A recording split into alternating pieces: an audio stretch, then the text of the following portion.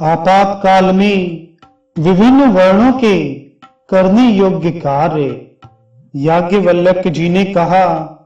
आपातकाल में ब्राह्मण को क्षत्रिय एवं वैश्य वर्ण की वृत्ति से जीविका का निर्वाह करना चाहिए, किंतु वैश्यवृत्ति करने वाले ब्राह्मण के लिए फल, सोमलता, सभी वस्त्र, वेत्र आदि की लताएं, औषधि लता, दधी, दुग्ध, घृत, जल, तिल, ओदन, रस, क्षार, मधु, लाक्षा, पकाया हुआ हविष्यान्न, वस्त्र, मणि आदि, प्रस्तर मात्र, आसव, पुष्प, शाक, मिट्टी, चर्म, पादुका, मृग चर्म, वस्त्र,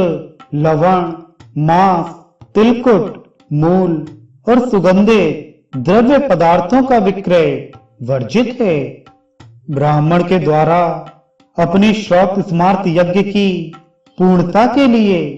अपेक्षित धान्य या अन्य किसी अत्यावश्यक औषधि आदि की व्यवस्था के लिए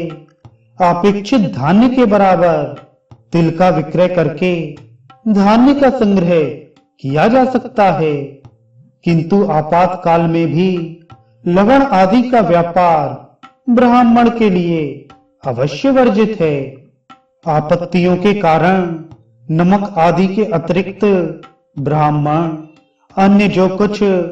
हीन आवैश्य वृत्ति करता है उसमें वह उसी प्रकार निष्कलुष रहता है जैसे सूर्य। आपातकाल में ब्राह्मण कृषि एवं पशुपालन आदि कार्य कर सकता है, किंतु उसके द्वारा अश्वों का विक्रय त्याज्य है।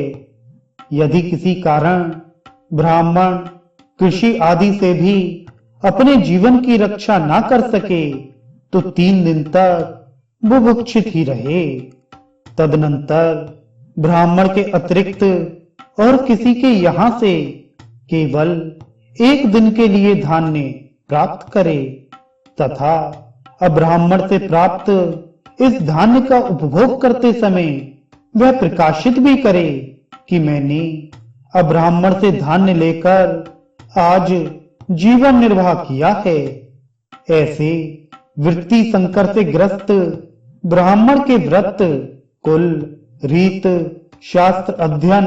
वेद अध्ययन और तप आदि विशेषताओं को जानकर राजा का यह कर्तव्य होता है कि वह उस ब्राह्मण के लिए धर्मानुकूल जीवन यापन की व्यवस्था करे।